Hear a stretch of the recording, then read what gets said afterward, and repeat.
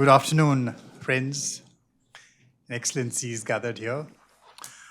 It gives me great pleasure this evening to welcome Mr George Gerapetritis. He is an old visitor to ORF. I remember, sir, welcoming you at RISNA 2024, part of the delegation led by the Prime Minister Mitsotakis, who was the guest of honor at RISNA 2024. And I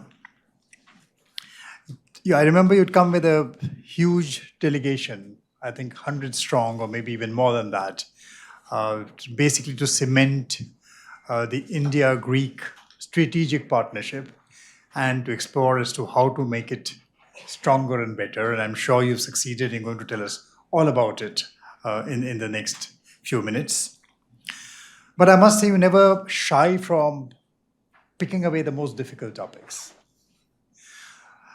I remember at RISNA 2024, even as the war in Gaza was just about 4 months old, you chose to speak on the geometrics of growth, from the Pacific to the Mid-Atlantic. And you very clearly said, and this is when the war is going on, you very clearly said, the war in Gaza and the turmoil in the Middle East is undoubtedly alerting and destabilizing, but it cannot undermine the powerful effect behind IMEC, that's the India-Middle East corridor, nor should it let it weaken our resolve to progress or our eagerness to progress.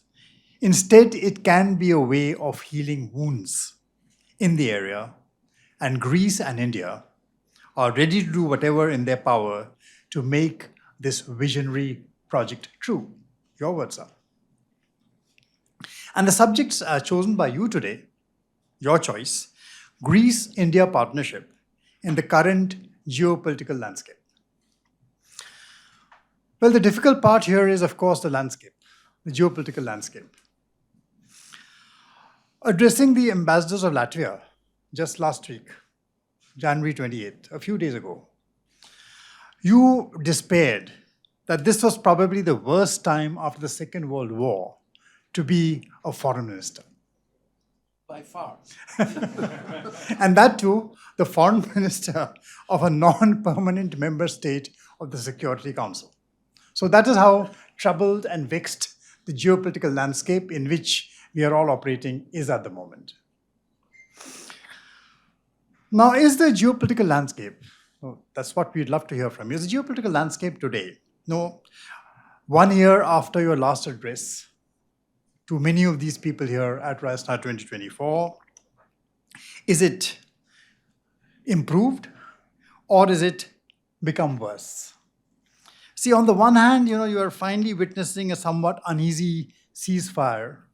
There is a ceasefire. We are still waiting for phase 2 to start. But on the other hand, there is kind of trepidation over the future course of the transatlantic relationship, as to where the transatlantic relationship stands on the future of what is going to be happening in Gaza. So in this very vexed geopolitical landscape, you have been visiting all the hotspots. In just the last week, I've been following the course of your visits. You've been in Saudi Arabia. I think you were last in Amman, but you've been to Qatar, you've been to Israel, you met the foreign ministers there, and I'm sure you've discussed a lot of things about what is happening in the region. So yes, we all agree that a secure world is the key to a world that can grow on trade and peace and address the many common problems that confront us in the 21st century. But does such a world exist anymore? And as you yourself described after meeting in Amman, Greece's partnerships in West Asia are ever more important and needed ahead of the day after in the Middle East. Is there a day after? What is that day after? And can the ceasefire in Gaza now enter phase 2 and the hostage release agreement truly become a turning point toward achieving peace and enduring stability in the Middle East? And how can we too, Greece and India, make that possible? Over to you, sir. I think it's normal when you start your speech before such a learned and knowledgeable audience to start by first thanking for the invitation. Indeed, I'm grateful, and I will explain why. And then you just say how honored you are, how you enjoy being here. I just have to tell you that I truly am grateful for being here, because after a long trip that I've made, and I'm still in the middle of it, after Saudi Arabia and Qatar, Jerusalem, Ramallah, Amman, Delhi, and it goes on, I have to tell you that I need to share views, and I would like to also hear from you, because the truth is that we need to test our views. What is really missing, I think, in contemporary politics is, in a sense, testing the political ideas, testing policies, and just have some sort of interaction, a deliberative attitude towards things, because the idea is that on some occasions we're very strong on our opinions, we're opinionated. We are not as deliberative as we should be, and that leads us to the extremes. Instead of bridging bridges, we just destroy the existing channels of communication, and international communication is really a pre-requirement for peace and prosperity. I'm really grateful to ORF and to Chairman Joshi for the invitation. I take it that he's very popular, because I can see a lot of people in this room looking That's all forward to you. hearing from him, just to take off the burden from me. I have to tell you that since my last visit here, my hair has gone gray, because so many things have happened. And to start with, it is our membership at the Security Council of the United Nations as of January 1st, 2025, and for a term of 2 years. I have to tell you, in full honesty, openness, frankness, sincereness, that had I known the turbulence, the global turbulence, I would never have campaigned for this position. And we did campaign a lot, because this is by far the worst time ever to be a foreign minister, to start with, and then a foreign minister within the Security Council. I will explain why. I will explain why in a while. Then we also have two ceasefire agreements. We have the Lebanon ceasefire and the Gaza ceasefire. We have some new, rather surprising, or at least unexpected, evolution in Syria. And above all, I think we have the new American administration that we're still trying to explore the scenario ahead. And I think this is indeed a difficult task. The truth is that there's going to be some significant change in the perception of globality, of international affairs. So we need to be prepared for what is happening, and we need to solidify partnerships of like-minded states, of like-minded people. Well, I will start by saying something which is very self-evident, that the world is in turmoil. I said it last year, I say it this year. I can't say that we have progressed a lot. We have some rather volatile ceasefire agreements in Lebanon and in Middle East, in Gaza. There are still huge pending issues in order to proceed with substantive peace in the region. We haven't settled important pre-requirements in order to have sustainable tranquility in the region, such as the security arrangements, the governance in Gaza the day after, but also the international common understanding required in order to achieve a sustainable solution for turbulent regions such as Middle East. We all agree that at the end of the day, we need to achieve sustainable peace. We almost all agree that we need to have a new Palestine state, a two-state solution, but we cannot agree on how to achieve this. The problem is not that we cannot solve complicated issues. The problem, I think, in the international security architecture is that we cannot find a common understanding, a landing zone, even in simple cases. In the Security Council a few weeks ago, we had a rather disturbing experience. We had a resolution, a draft resolution set forth, essentially initiated by the United Kingdom concerning the humanitarian aid to Sudan. Sudan is probably the biggest minefields in the world because there is a tremendous humanitarian crisis with almost 15 to 20 million people displaced and on the verge of famine. The resolution was essentially about uninhibited humanitarian aid to flow to Sudan. And I have to tell you that the resolution was rejected because of the veto powers vested in the permanent members of the United Nations, of the Security Council. So even for the basic decisions, for commonplaces in international arena, we have to fight.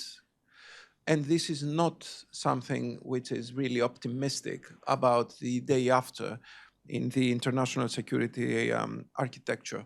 It's obvious that for many states, the idea is that national interests prevail altogether against any sort of a global approach that would entail protection of minorities, overall protection of human rights, protection of peace and stability.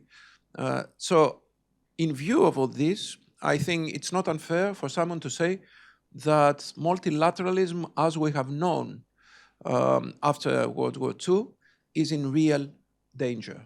And I will expand further in a while. If multilateralism is in danger and we need to just address the issue of how we concede national interest for the sake of global values, then what would be the solution to the new international security architecture? My idea is that the whole international arena was essentially based on two layers. First, a very strict geographic type of diplomacy, of international relations.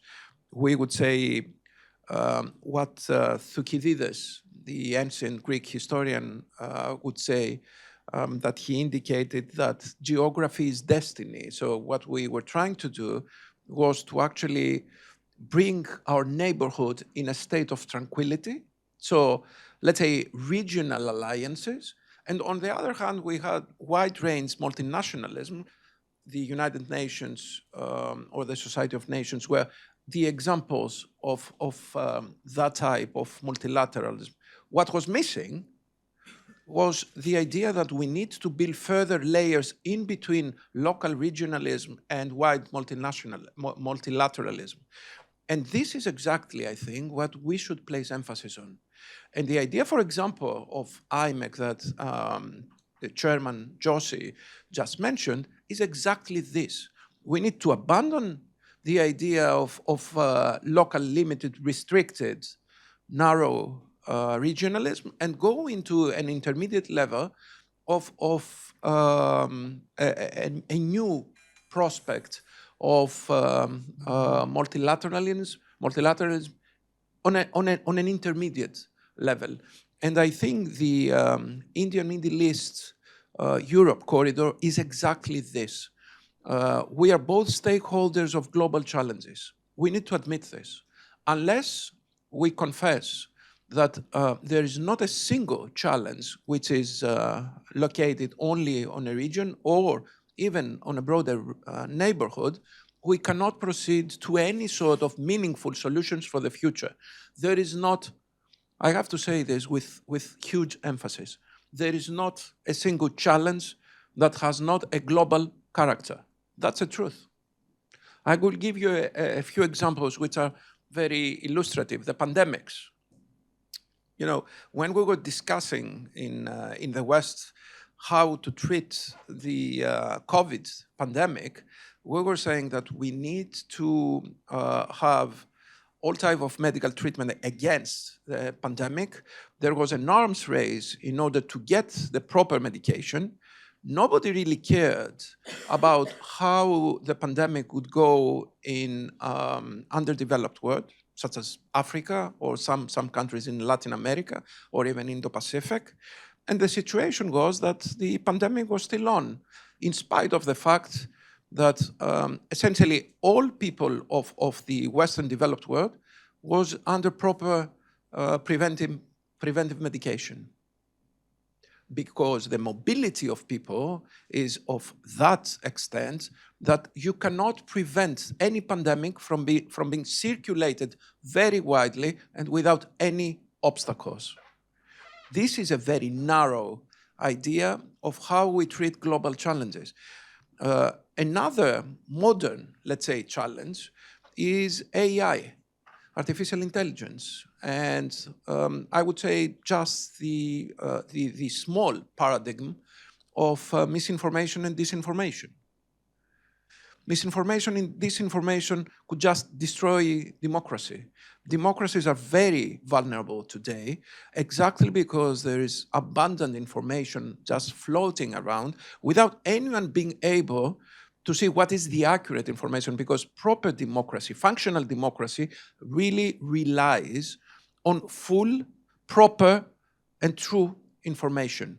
This is practically not achievable because there are so means of deepfake modules today, so democracy is fully endangered. And you cannot say that because you're in India or in Greece, you can in some way solidify and protect your democracy by external actors trying to misinform or disinform citizens, because misinformation and disinformation can be rooted anywhere on the continent or anyone or in any possible place around the world. So you cannot actually be protected from this. At ancient times, let's say 20, 30 years ago, we used to say that the only global challenge of the world, apart from aggression of one state against another, was the environment. Now the environment is only a small piece of global challenge, and you can see how volatile the situation is. It took only a statement by President Trump to just completely overturn the balance of the Paris Agreement and of the global environmental protection. So you see that now there is not a single challenge that doesn't have a global character. We need to start with this premise, and we need to build new international models of cooperation, of diplomacy, in order to reinvent the basics. What should be that diplomacy is a question. There are two ways, I think, to deal with this. The first option is to actually be based on the idea of national utilitarianism. You do what is the proper and beneficial for the country. That means that it could be an ideology based on utilitarianism or an ideology based on transactionalism. But at the end of the day, that means that you need to have as a priority what is best for the country. The second option would be to employ a more, let's say, moral approach to international relations that would say that we need to have a rule-based, a principled international order, not only international legal order, but also international social order, because it has to do with education, it has to do with various factors affecting the mentality of people. So there is some sort of rivalry here between transactionalism and principled diplomacy. And you can see the pros and cons of both. And I have the feeling that in the last few months or a few years, there is a clear shift towards transactionalism.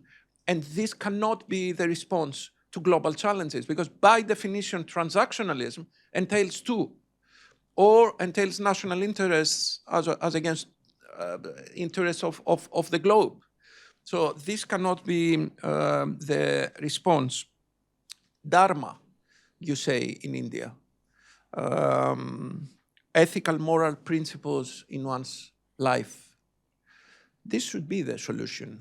We need to have moral principles established, because unless we have some moral principles in the international relations, there is no way that we can establish a rule-based world. And if we do not have a rule-based world, then you can see any type of aggression, not only the conventional aggression.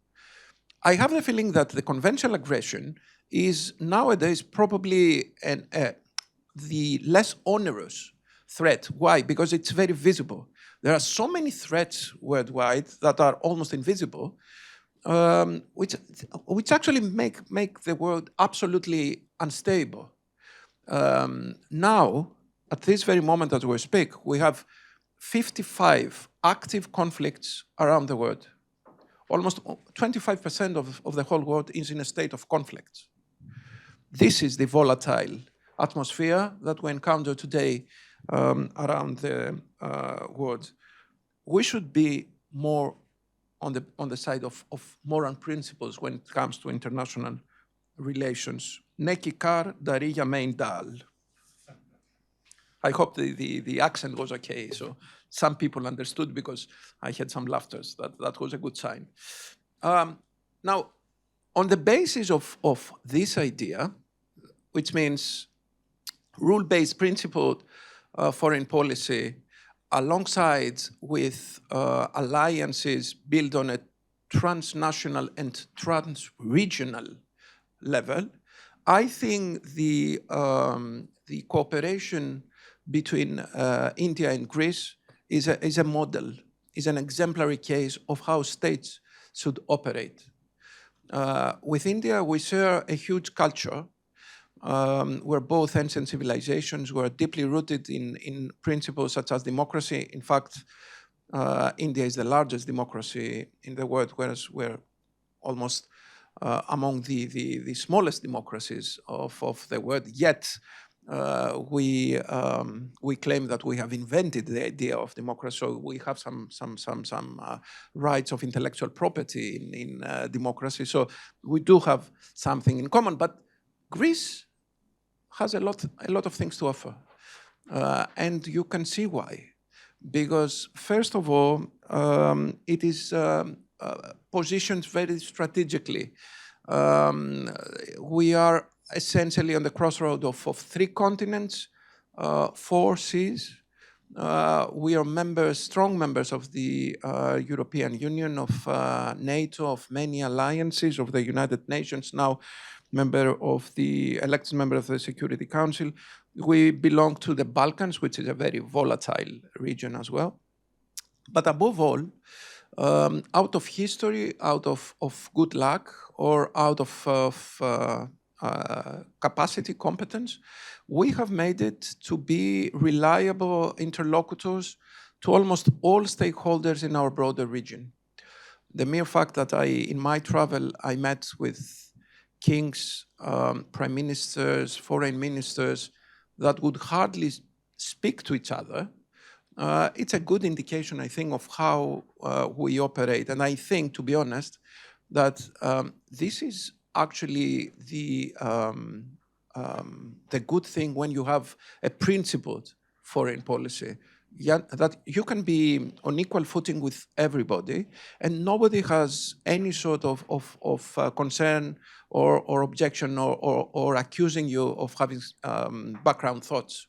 So frankness and openness. India, I don't want to say why it is an invaluable partner. It's obvious why it's an invaluable partner. It's a large country, a country with a huge diplomatic footprint, but also a country that could be the leading partner of an emerging world, of the global south, of BRICS, of a new world, which is now emerging. And I clearly say, and I want to be very straightforward in this, that from our position as elected member of the Security Council, we're going to work very hard in order to echo the voice of India within the Security Council. And of course, I have to thank India for supporting our candidacy, and we're going to unilaterally support India's candidacy for the Security Council 28-29.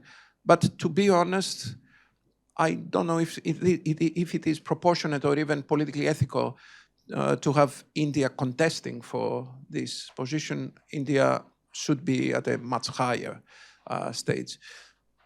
After all, I think within the next few years, by all means, we're going to revisit the structures and the governance of international organizations, including, among others, the United Nations. So the question concerning the composition of the Security Council, the decision-making, the veto rights, will by all means be on the forefront of the discussion. So we are going to be there. Now, just a couple of words for concerning our presence within the Security Council. You just interrupt me if I say too many things, because I would like to also discuss 2 more minutes, indicating that we do have a series of priorities over our term at the Security Council. Our priorities will be the peaceful resolution of disputes, to be exact, revisiting the essence and the true meaning of peaceful resolution of disputes, because we have completely lost the spirit of the UN Charter when it comes to peaceful resolution. I recall the 55 conflicts around the world. Then we have women, peace and security, children, protection of children in a state of war, climate change, and maritime security. Maritime security for us is a very critical aspect of peace and prosperity, not only because Greece is a very strong maritime nation. The Greek ship owners essentially own more than 20% of the whole merchant fleet worldwide, but also because I think maritime security is an issue of global concern. We see what is happening now with Red Sea and the Gulf of Aden. We see what is happening with the Suez Canal, which threatens not only the security concerning the transport of goods, but it has a huge impact on inflation worldwide, but also it threatens national economies. For example, the economy of Egypt is now at stake exactly because there is a tremendous reduction in the incomes coming from Suez, because almost 75% of incomes have been lost, because obviously now the ship owners prefer to go around Africa instead of going through the Suez Canal. So this is of utmost importance, and I know that for India, this is a very critical factor. India has a vested interest in maritime security, and we have discussed extensively with my colleague, Dr. Jaisankar, who is a very enlightened spirit when it comes to foreign policy and a very influential actor in the international scenery. We have discussed extensively on how to coordinate in order to elevate the status of maritime protection to the benefit of our 2 nations. And I think IMEC is also very close to the idea of safety and security. IMEC is not only about data, it's not only about energy, it's not only about transferring goods. I think it's a channel of peace for our neighborhood and for the globe. And I think it is important that it provides an alternative route among other routes, because it is important to have diversified routes when it comes to the mobility because you cannot heavily rely on single routes. The example of Russia and the over-reliance of Europe, for example, on Russian natural gas, I think it's exemplary in this respect. So I think IMEC is going to be a landmark project for the future. It's about time that we start thinking about it seriously. We can't wait until the end of the war is firm in Gaza or Lebanon. We need to have a very strong alliance of like-minded states based on democratic values, on free flow of people and goods, but also free flow of information in order to develop that new access. And we're going to work very hard with India. We have a strategic relationship of very high esteem, mutual esteem. And I think this is the way to proceed. It's important that in the next couple of years, when the whole doctrine of international relations will be dramatically reshaped because of the new challenges and hopefully because of the end of the two wars, that we're ready to take on the challenge, because whenever there is a challenge, there is also an opportunity. And we need to take this opportunity. Yesterday, and I conclude with this, and apologies for delaying this introductory address to you.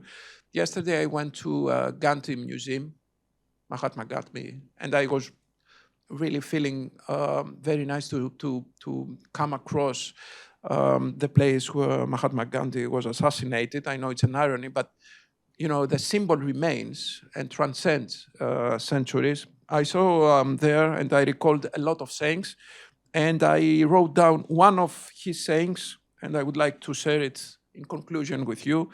I'm praying for the light that will dispel the darkness. Let those who have living faith in non-violence join me in the prayer. Thank you so much.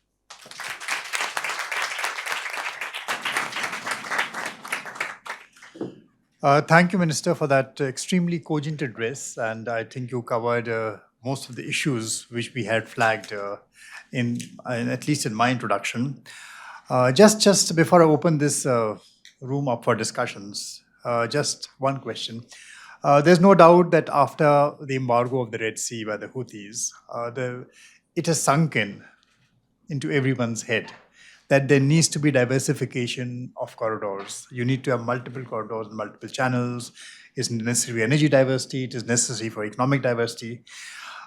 There's only one problem, and that issue is, how do you make these multiple corridors complementary rather than competitive to each other, so that all stakeholders are on board? And that is going to be emerging as a bigger and bigger question, so that you don't have local opposition to these coming up.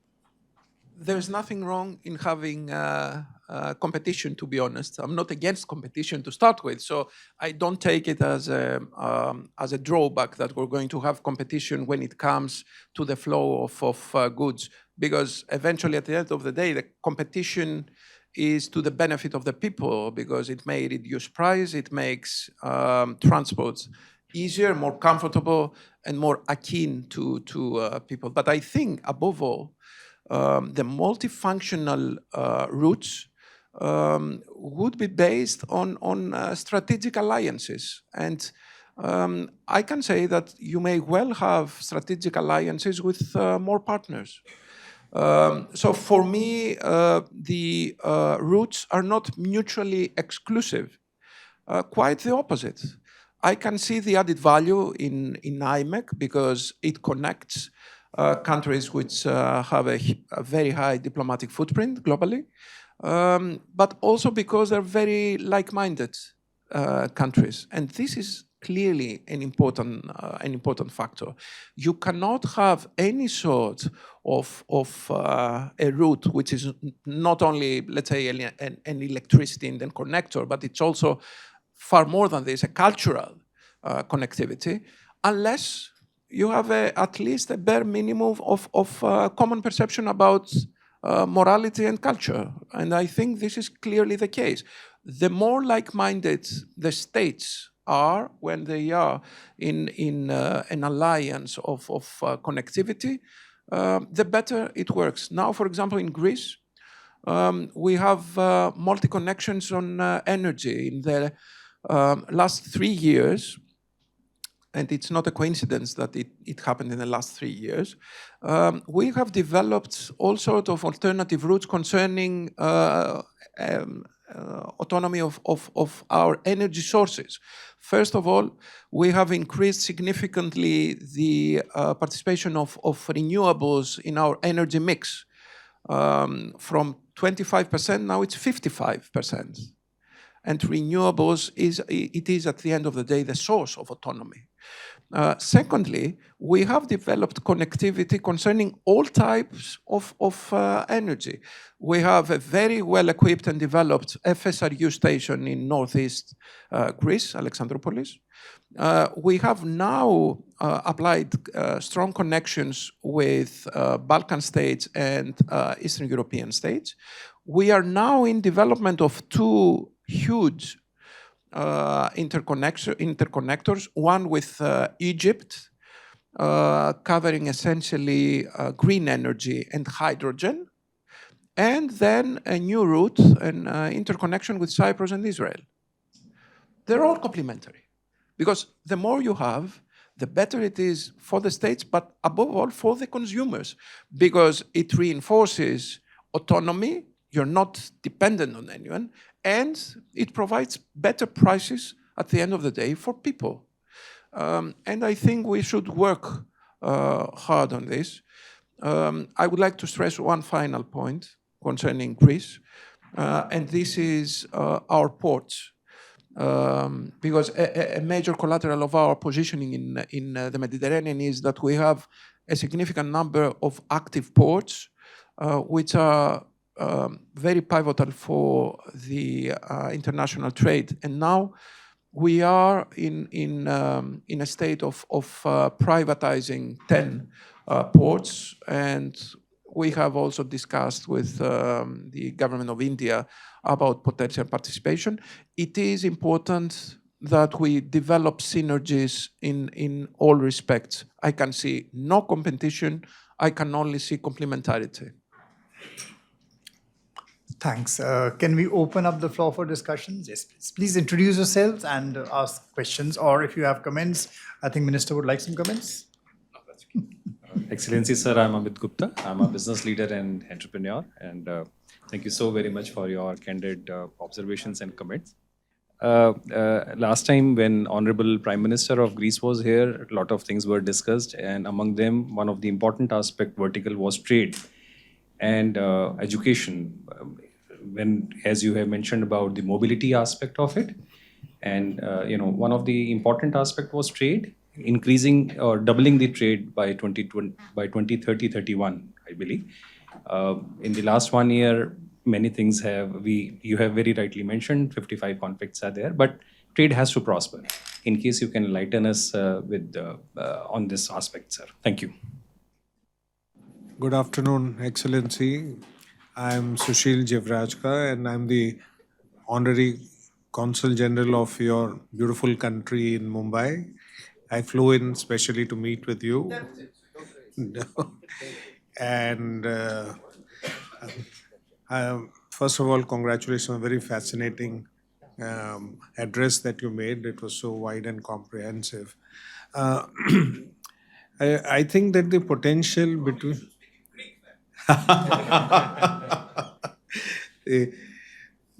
Aliki has to teach me some Greek. Yeah, I'm going to come to her for some lessons.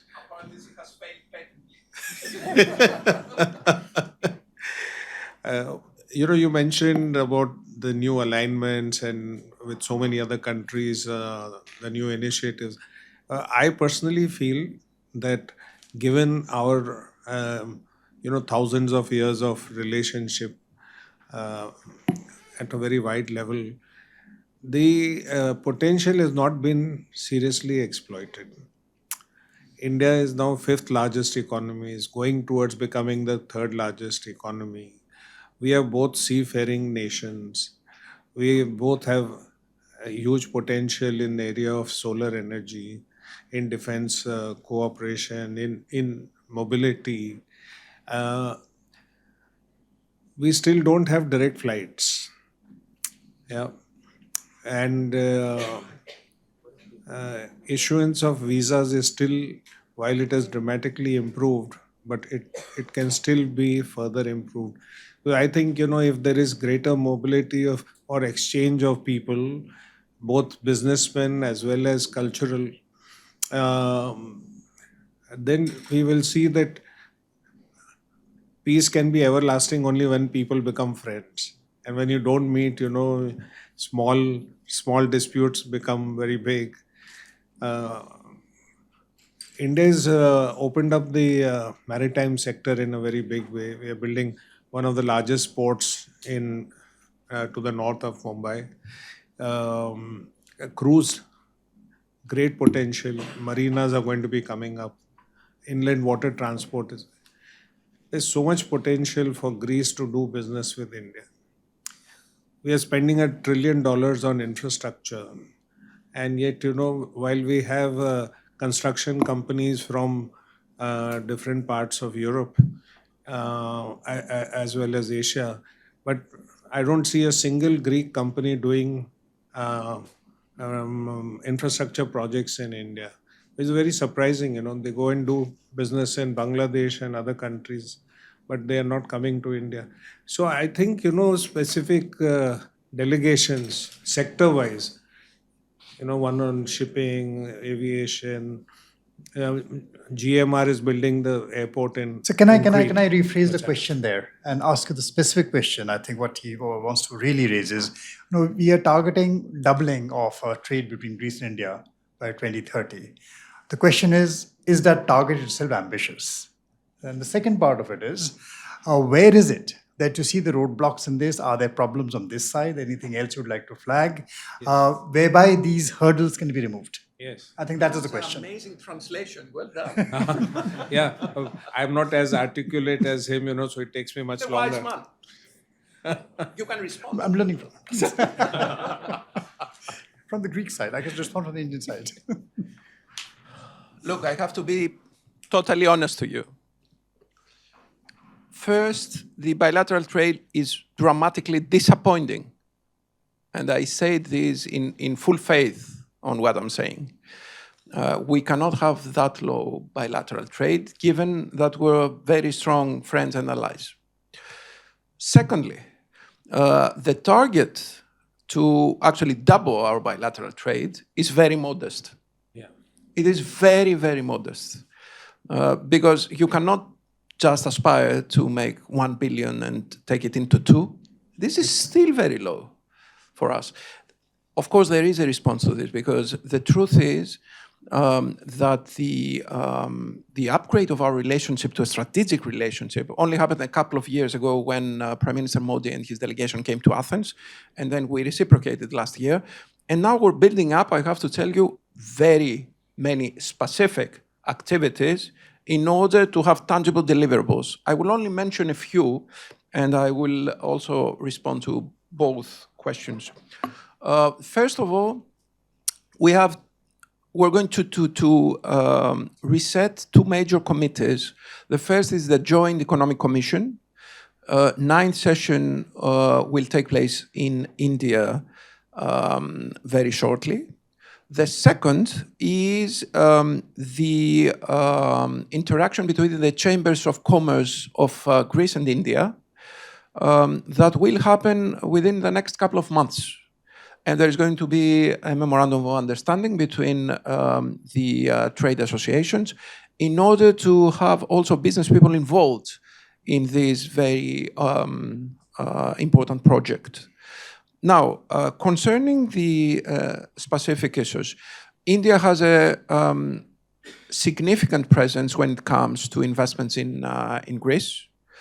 We have GMR essentially having a very high contract concerning the construction of the new airport of the island of Crete.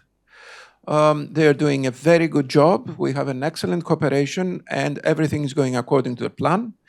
And to my knowledge, the company itself is very happy with this investment and with interaction with the Greek administration, and they want to expand further, which I think is very, very important. Now, concerning the direct connection, it is a wonder that there is no direct air flight connection between Athens and at least New Delhi. This is going to change. This is going to change in the very near future. We're now in discussions. Hopefully, by next summer, we're going to have the first direct flights, hopefully from Indigo, and then also from the Greek carrier within 2026. So we expect a significant upscaling of our direct transfer of passengers that would involve also tourists, but of course business people, because it is absolutely incumbent to have good shoaling transactions, even in terms of the transport of passengers. In that respect, we're going to introduce within 2025 and 2026, Greece is going to introduce 2 more consulates in India. The Greek Prime Minister discussed this with Prime Minister Modi, and they were very happy, both of them, that we're going to have those 2 new consulates. A further burden for our ambassador, but I'm sure she will enjoy it. But through this, we expect to have a better monitoring of people traveling to and from India, and to also facilitate all kinds of commercial transactions. We're going to equip our new consulates also with trade officers, especially focusing on bilateral trade. So those are tangible results. Now, a couple of things more about it. The first is that very shortly we're going to conclude a memorandum of understanding with the government of India concerning legal migration. So we're going to establish a legal pathway for people, especially field workers from India, to come to Greece and work under very good conditions, because, as you know, Greece is among the top countries when it comes to growth. And there is a very stable political environment, which is very important for any type of investment or work in place. So through this new legal channel, we're going to facilitate the mobility of working force from India to Greece. Then we are exploring with my fellow minister and with my cabinet investment opportunities. Within the next few months, we're going to conclude to a menu of potential investments, both ways, in order to see whether we could have a significant increase on our bilateral trade. I would suggest, but of course there are plenty of areas, I would suggest tourism and real estate in Greece, maritime, but maritime goes 2 ways, because we have a strong merchant fleet, we have strong ship owners, we have shipyards, but above all, we have maritime know-how that we could exchange with India. It is to the mutual interest that we work hard on maritime. Energy, we need to work on energy. As I mentioned, Greece has been developing as rapidly as energy hub for Europe and Africa. So I think we could do serious business concerning energy, and especially green energy. Then AI, artificial intelligence. I have to tell you that I am really amazed with the progress of India in terms of AI, and exactly because I think that AI is going to be one of the strong elements of trade, but also of people-to-people contact. I think it's important that we develop our links. And I have to tell you also that Athens has been selected as one of the 7 European cities to host an AI laboratory in Europe. This is a European-funded project, and this will turn Greece into a very strong AI hub. So a lot of opportunities there. And above all, I think that we share fundamental trade values concerning the morality of investments. You know, it's not always the case because there are plenty of investors, plenty of funds around the world. But we, in Greece, we prefer to have investors coming from countries which are friendly and trustworthy. And India is one of those trustworthy countries. So. And I would conclude with education, because this is my favorite one, because I'm part of the academia. I'm a university professor, and I am very sensitive when it comes to this. I suggested yesterday to my fellow minister that we start very wide academic exchanges, both in terms of university professors and university students. I think there is a multiplying benefit in having exchange of people traveling from India to Greece and vice versa. And I think when people get to know the other nation's culture, civilization, and way of life, I think the benefits are immense. So we will strongly encourage our universities to get into partnerships for exchanging through scholarships, extensive scholarship, exchanging professors and students. This government, the Greek government, is clearly a pro-investment, pro-liberal government, and we encourage that type of exchange. I have to tell you, and I feel a little bit guilty as Greek to say this, but until last year, there was a prohibition in Greece for private universities to be established in Greece.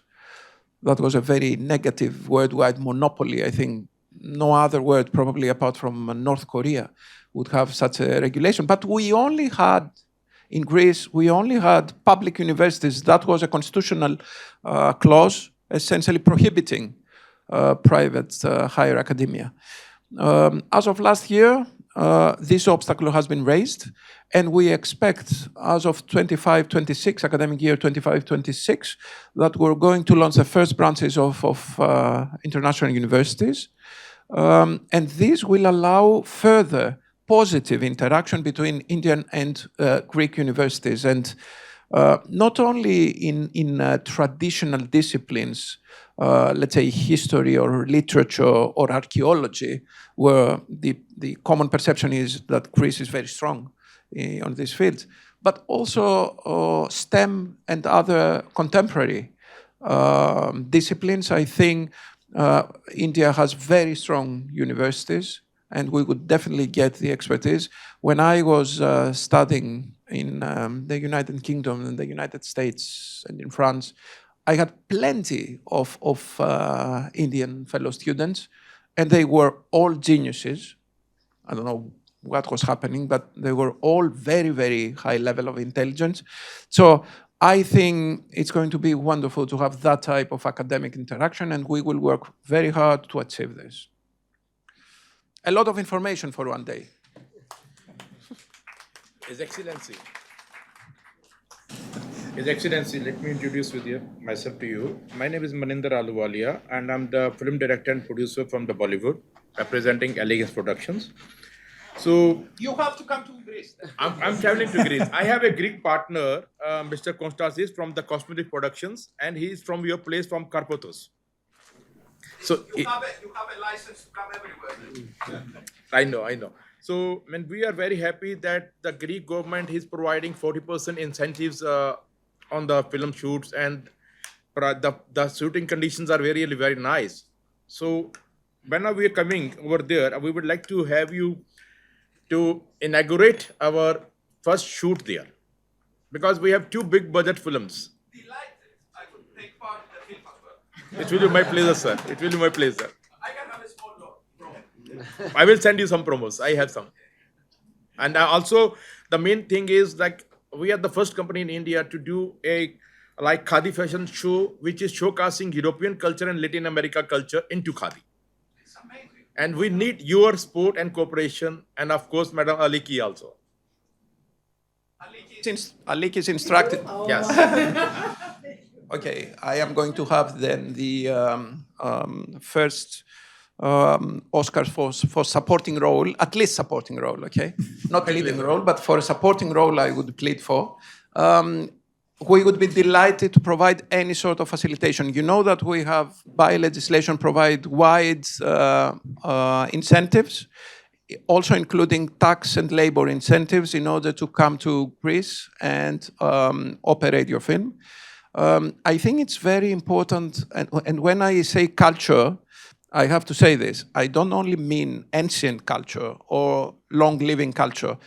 Contemporary culture is also part of our civilization, and because everybody, when people hear about Greece, everything thinks about ancient Greece. I have to tell you that contemporary Greece is equally challenging, equally beautiful. I invite you all to come. I'm sure that you will enjoy your stay. Believe it or not, we have many more things in common. You can't believe this, but we do share a lot of things in terms of culture and mindset. And of course, we have some beautiful landscapes for films to be operating. So by all means, I will be here for the inauguration of the film. Because my partner is suggested me Karpathos and Kassos. You have to come to Karpathos. Kassos, I don't know, but Karpathos, you should definitely come to film. He told me that you are from Karpathos. Yes, I am from Karpathos. I can provide you my house in Karpathos for scenery for your My film. pleasure. So I would like to share my business card with you. You just cut some of the budget. Well, Mister, look forward to seeing you very soon in a Bollywood film. I will tell my partner to have a word with you. I could be a Bollywood star. He is. Greetings here. You had one His question. One Excellency. second. Okay, go ahead, Yeah. then you. Quickly, Yeah. short Greetings. interventions. I'm Nidhi Gambhir. I'm from Gurgaon and I'm selling real estate in Greece. I have sold many properties regarding this permanent residency program. And I visited Greece because of that in last year, October. And we are connected with many developers over there.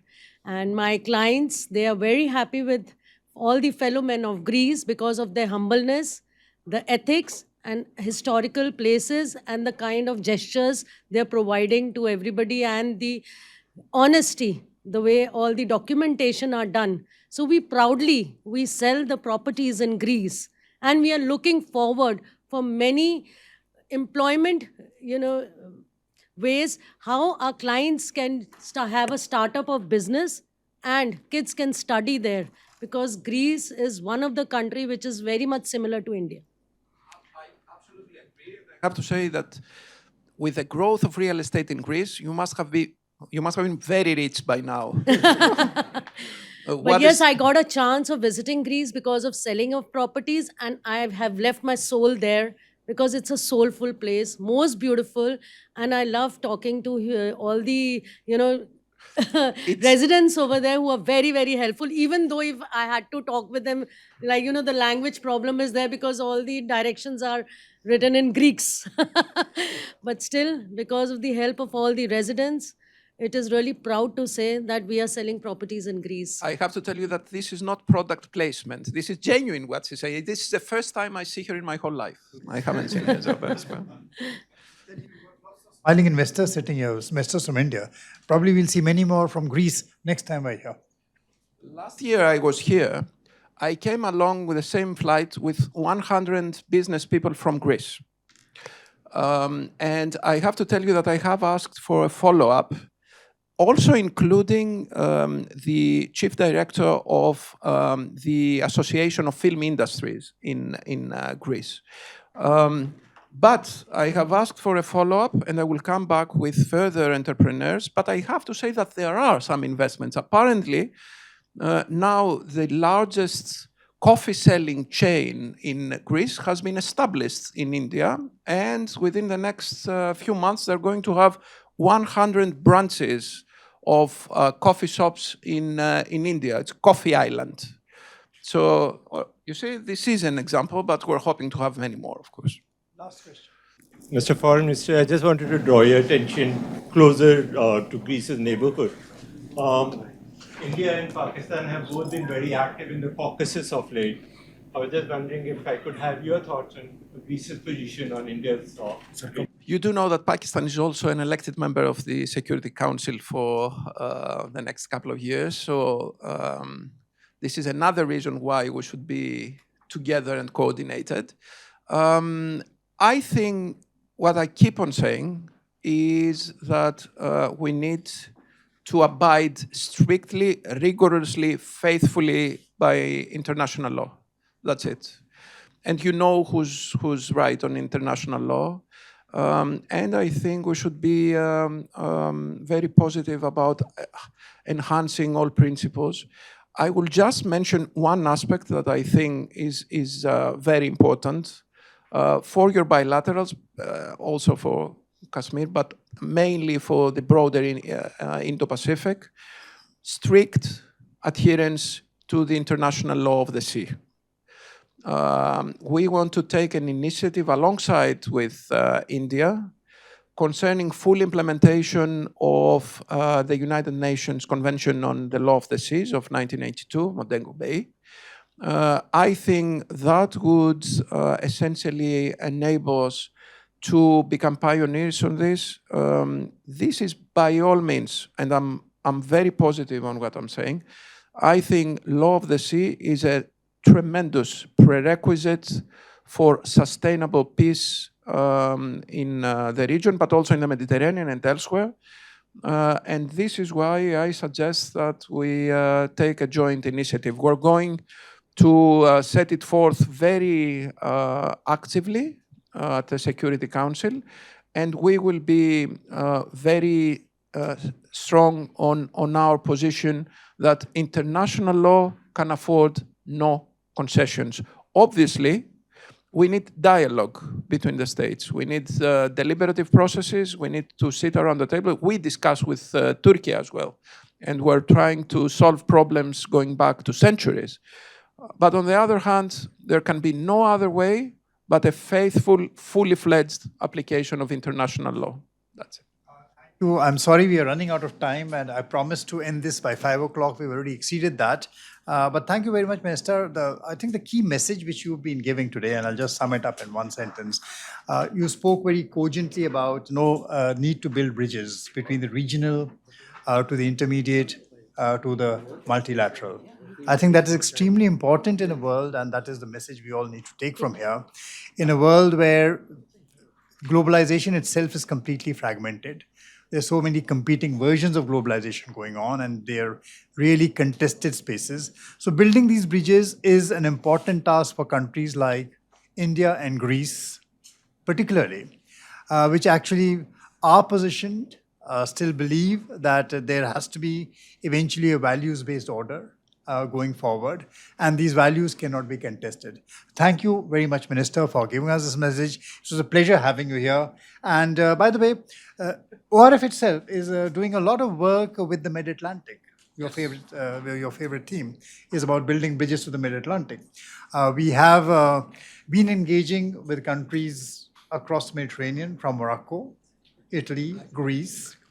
You are aware of what we are doing. We also launched, since Greece is the leader of merchant shipping. Yes. It's huge in that area. We have launched an exclusive global conference, the first of its kind. It's a platform called Sagar Manthan. Well done. Congrats. And we will be looking forward to partnering Greece going forward in developing this conference. It's an annual event, and I hope to see you for Sagar Manthan in Mumbai this year. Promise. I will come for the filming, and Sure. I And will we'll come for the do both in inauguration. Mumbai. We'll do both in Mumbai. Okay, I will buy a house there if you insist. I want